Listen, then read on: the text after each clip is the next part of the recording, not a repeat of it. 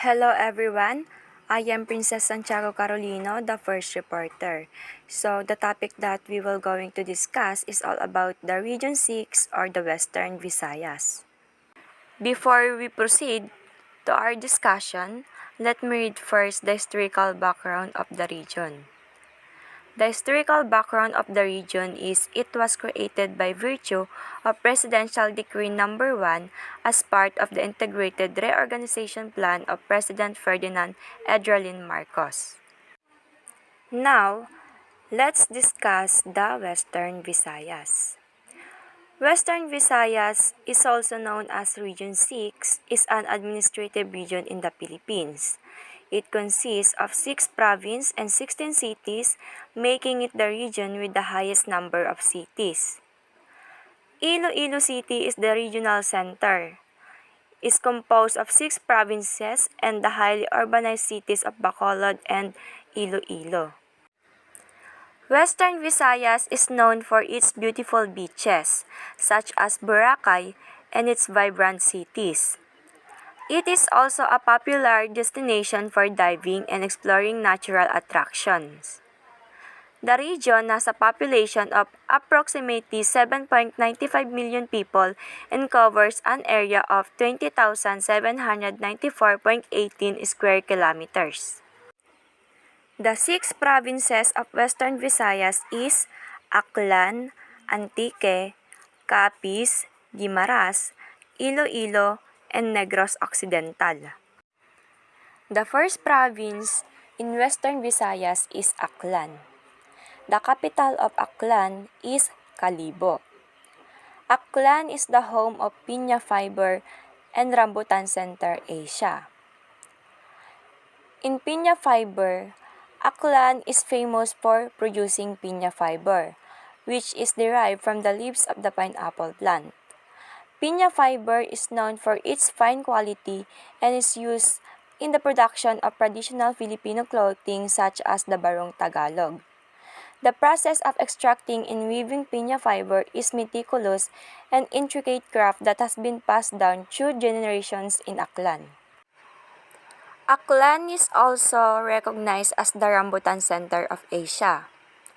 Rambutan is a tropical fruit with a hairy exterior and sweet, juicy flesh.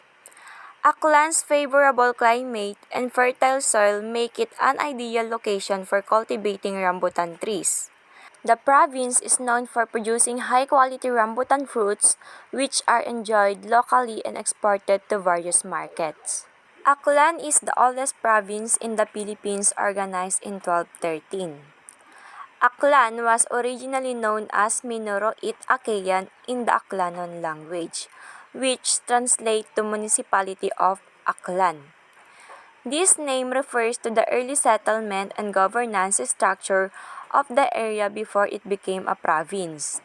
The term Acayan is believed to have originated from the Aklanon word Acayan or Acaia, which means where there is boiling or frothing water.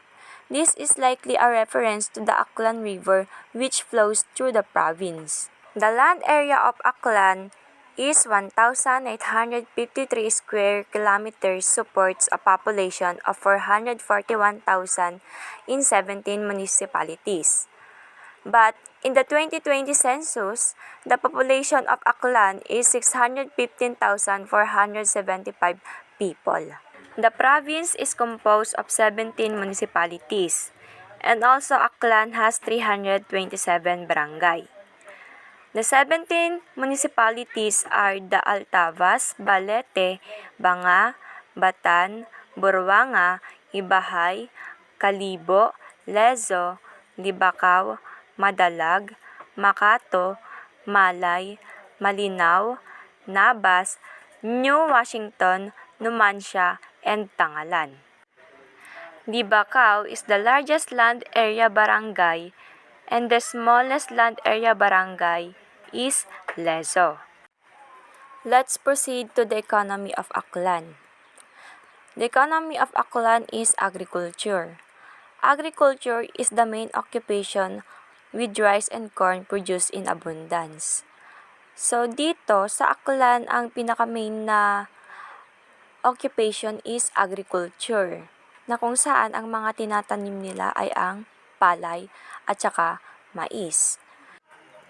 Kung agriculture ang pinaka-main occupation sa Aklan, so it means maraming mga farmers.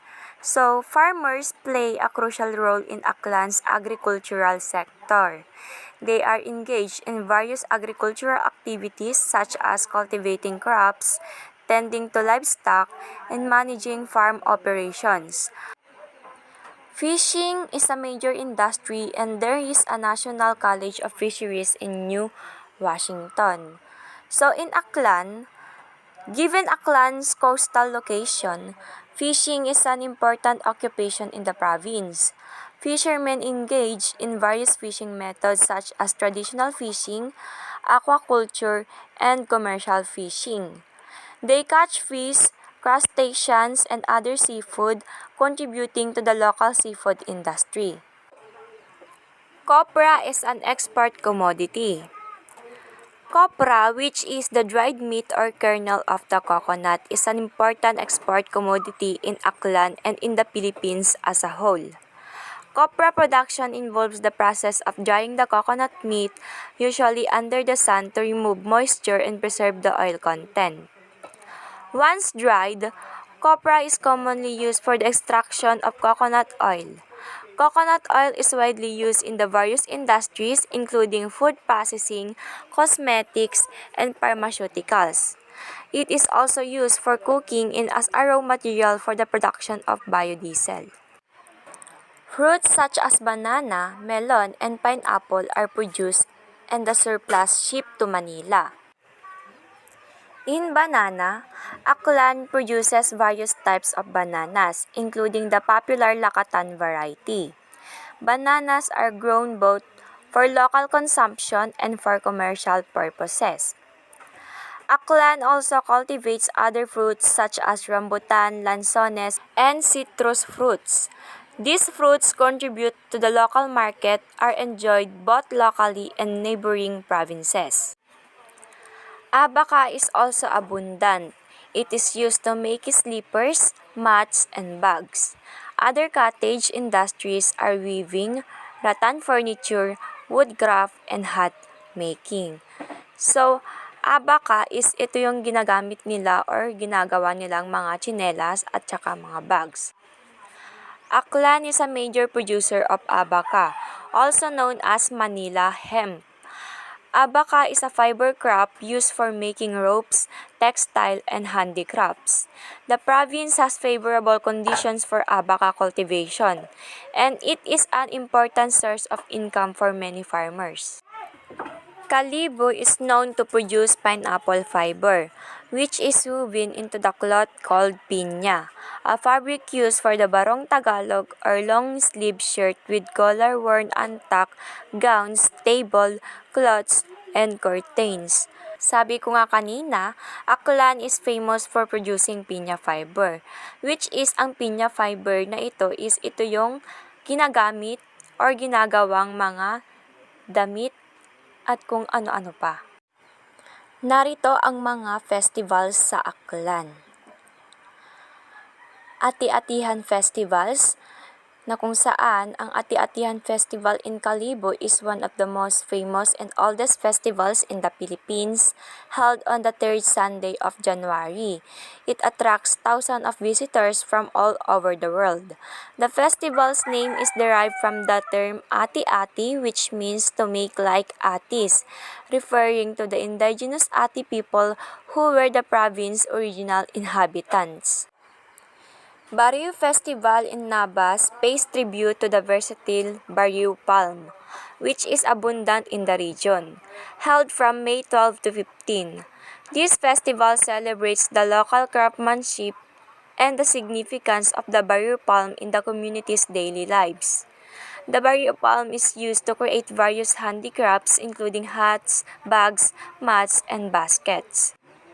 The next one is the Bugna Festival. Bugna Festival is an annual celebration held on May 16 in Tangalan. This festivity honors the town's patron saint, Saint Isidore the Farmer. The word Bugna means bountiful harvest, and the festival showcases the region's agricultural abundance and the hard work of its farmers. And lastly, Kaliugyon Festival is a 3-day extravaganza held from December 30 to January 1 in Libacao. This festival showcases the indigenous heritage of the province, particularly the Kinaraya ethnic group. It aims to preserve and promote their traditional practices, arts, and cultural identity. Dumako naman tayo sa tourist attraction ng Aklan. Akin na lang babasahin para hindi na to humaba pa. So, the tourist attraction of Aklan is Boracay, Ariel's Point, Hinugtan Beach, Hacienda Maria, Bakhawan Eco Park, Pagatpat Mangrove Park, Jawili Falls, Tigayon Hills and Caves, Nabas Wind Farm, and Hurum-Hurum Cold Spring. The second province in Western Visayas is Antique. The capital of Antique is San Jose Buenavista.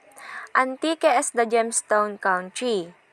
Antiques, the province, was known as Hantique, the local name for the large black ants found on the island.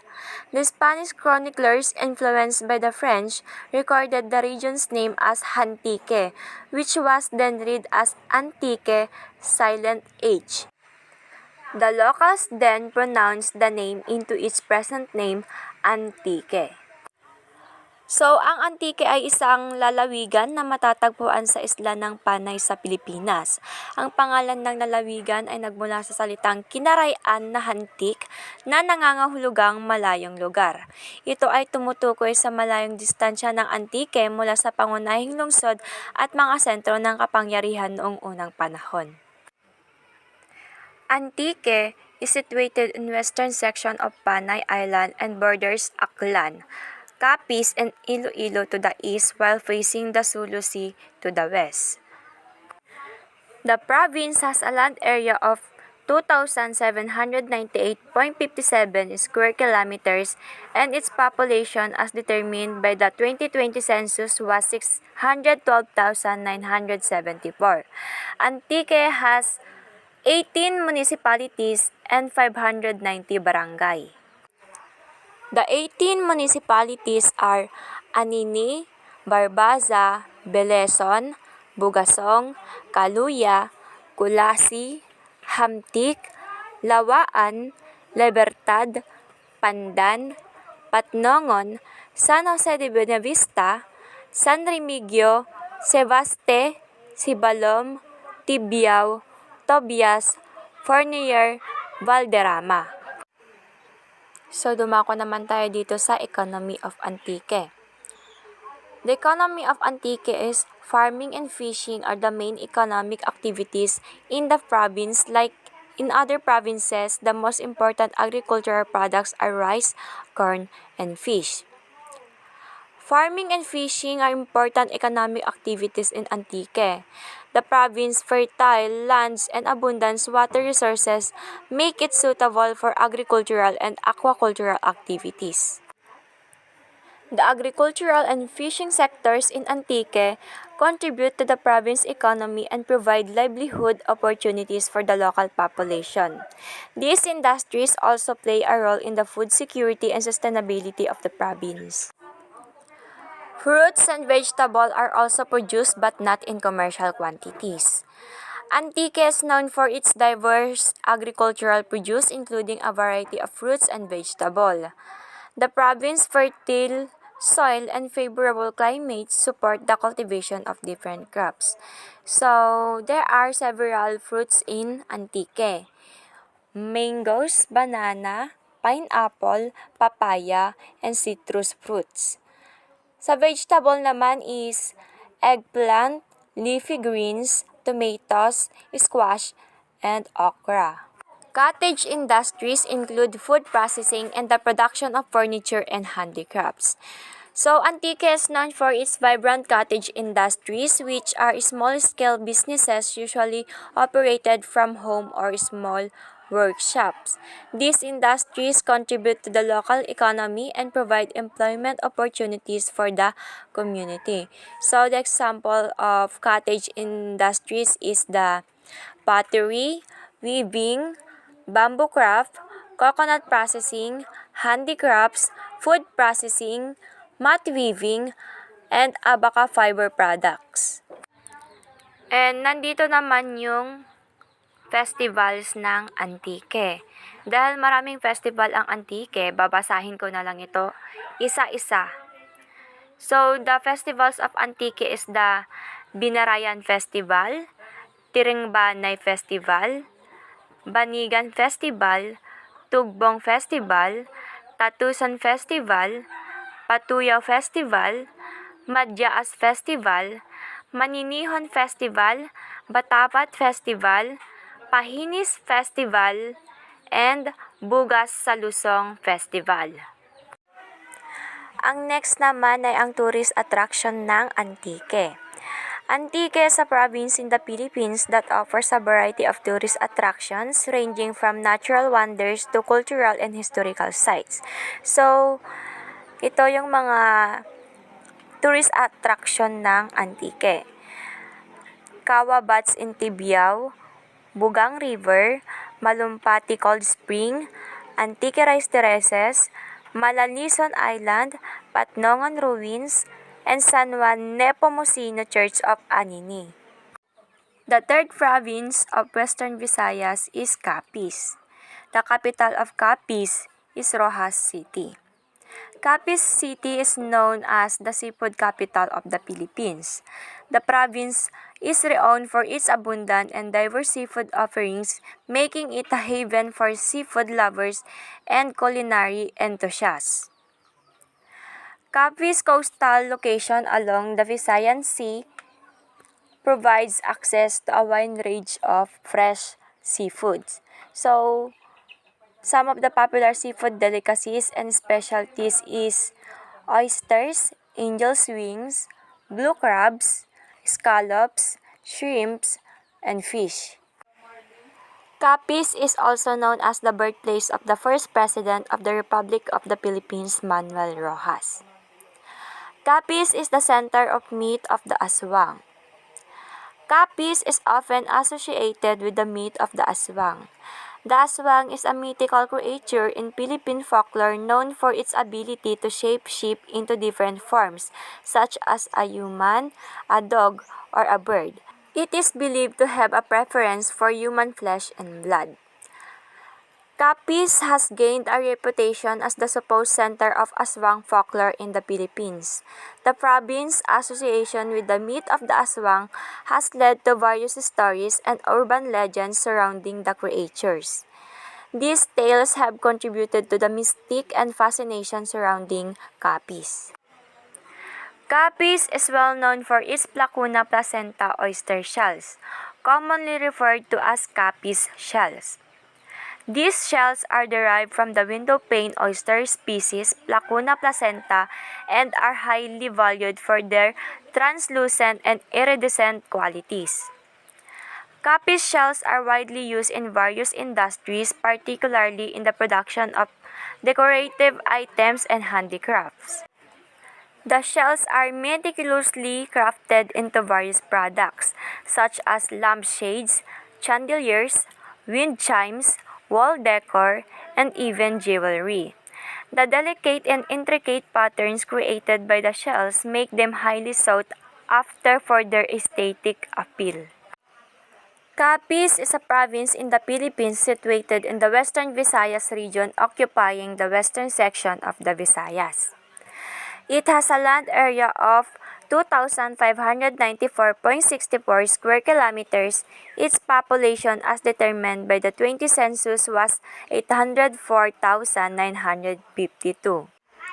The 16 municipalities of Capiz are Cuartero, Dao, Dumalag, Dumaraw, Ibisan, Hamindan, Maayon, Mambusaw, Panay, Panitan, Pilar, Pontevedra, President Roxas, Sapian, Sigma, and Tapas. Ang economy of Capiz naman is Capiz is primarily based on agriculture with rice, corn, coconuts, sugarcane, and banana as major crops. Its secondary source of income is from fishery, Capiz being dubbed as the seafood capital of the Philippines. It has one of the richest fishing grounds in the country, providing a livelihood to many people. The economy of Capiz is primarily driven by agriculture, aquaculture, and agri-industries. The province is known for its abundant natural resources, fertile farmlands, and coastal waters, which contribute to its economic growth. The local government of Capiz continues to promote investment and economic development through infrastructure projects, business-friendly policies, and support for entrepreneurship. The province economy is characterized by its agricultural and aquaculture strengths as well as the emerging potential of its tourism sector. So, pumunta naman tayo sa festival ng Capiz. So, the Capiz festivals are Ilig Festival, Guyum-Guyuman, Pagdayo Festival, Hil o Hanay Festival, Talahong Festival, Inulosan Festival, and the Sinadya sa Halaran Festival. So the tourist attraction of Capiz is Capiz offers a range of tourist attractions that showcase its natural beauty, cultural heritage, and historical significance. So here are some popular tourist attractions in Capiz. The Rojas City Museum, Palina Greenbelt Eco Park and River Cruise, The Edge of Rojas City, Painted Anitos, Bye Bye Beach, Mantalinga Island, Sacred Heart of Jesus Christ Shrine, Capiz Provincial Park, Panay Church, and Capiz Ecology Park and Cultural Village. These are just a few of the many attractions that Capiz has to offer. The province's natural wonders, historical sites, and cultural events make it an enticing destination for travelers seeking a unique and enriching experience. The next reporter will discuss the three more province of Western Visayas. Good morning, everyone. I'm the last reporter of Region 6, so my name is Riza de los Santos. Guimaras, capital is Jordan. Guimaras is a beautiful island province located in Western Visayas region of the Philippines, among the smallest province, and lastly, the Mango Country. Ang Guimaras ay pinakamaliit na province sa Region 6 na sumasaklaw sa humigit kumulang 604.6 km kwadrado. Sa pinakahuling census, ang populasyon ng Guimaras ay nasa 196,000 residents. Sila din ay tinatawag na Mango Country. And also, the language spoken in Guimaras is mainly Higalyon, a Visayas language. Local literature, oral tradition, and folklore are passed down through generations, reflecting the history and values of community. So next, Guimaras is situated in the region of Western Visayas, between the islands of Panay and Negros, northwest of Iloilo, and southwest of Negros Occidental. And also, we have 5 municipality of Guimaras. We have Buena Vista, Jordan, San Lorenzo, Sibunag, and lastly, Nueva Valencia. So next, industry and economy. The province is famous for producing some of the best mangoes in the country, earning the title of Mango Capital of the Philippines. Aside from mango, other agricultural products grown in Guimaras include rice, coconut, and vegetable. So next, ito yung mga example na search ko at these are the product of Guimaras. Guimaras artisans are skilled in creating handcraft using local materials like bamboo, wood, and abaca fiber. Hand-woven product, pottery, and other crafts showcase the craftsmanship and creativity of the local community. So next, manggahan sa Guimaras Festival. Ang Guimaras ay sikat sa matatamis na mangga at pinagdiriwang ito ng lalawigan sa pamamagitan ng taunang Manggahang Festival. Isang identity festival ng lalawigan ang pinagdidiriwang tuwing April 16 hanggang 20 para sa patuloy na pagsulong ng mango industry. Tinatampok ng pagdiriwang na ito ang masaganang ani ng mangga na may mga kaganapan tulad ng mga paligsahan sa pagkain ng mangga, sayawan sa kalye, at pagtatanghal sa kultura. And we have a tourist attraction in Guimaras, Philippines. We have marvel at the stunning San Lorenzo Wind Farm, pray and reflect at Holy Family Hills, Tatlong Pulo, Mingo Farm, and Inampulangan Island and Navalas Church. Marami pang tourist attraction na matatagpuan sa Guimaras. Iloilo, capital, Iloilo City. Iloilo is a province located in the Western Visayas region of the Philippines. It is known for its rich history, vibrant culture, and picturesque landscape. The food basket and rice granary of Western Visayas. Iloilo is widely known for its beautiful Old World architecture. Iloilo is now an independent and not governed by provincial government. As of the latest information available, there are 42 municipalities in the province of Iloilo, Philippines.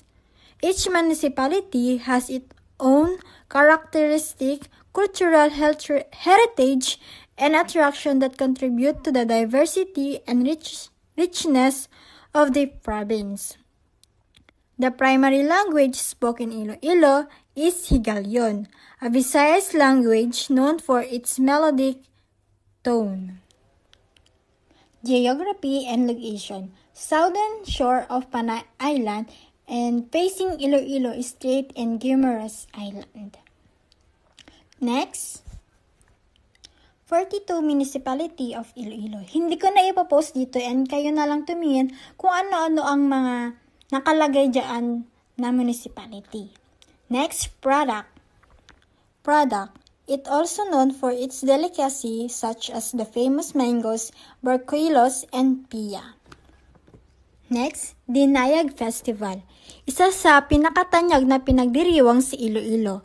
Ang Dinayag Festival ay isang masiglang selebrasyon bilang parangal sa Santo Niño. Nagtatampok ito ng street dancing, makukulay na kasuotan at musika upang ipakita ang mayamang kulturo at kasaysayan sa rehiyon. Carabao Carosa Festival. Sineselebrate nila every 3rd of May and since 1973. Traditions. Ilonggos are known for their craftsmanship in creating traditional crafts such as hand-woven, textile, pottery, and wood carving. Ang mga gawain ito ay isang mahalagang bahagi ng pagkakakilanlang pangkultura ng Iloilo. Meron din tayong tourist attraction in Iloilo. Meron tayong Molo Church, San Jose Church, Cabatuan Church, Iloilo River Esplanade, a scenic urban retreat, at marami pang tourist attraction na matatagpuan sa Iloilo. Negros Occidental. Capital, Bacolod City. Negros Occidental is rich in structure and buildings that are remnants of a once affluent lifestyle. The Palacio Episcopal 1930, San Sebastian Church 1876, and the Capitol Building 1931 are popular landmarks. Sugar Bowl of the Philippines.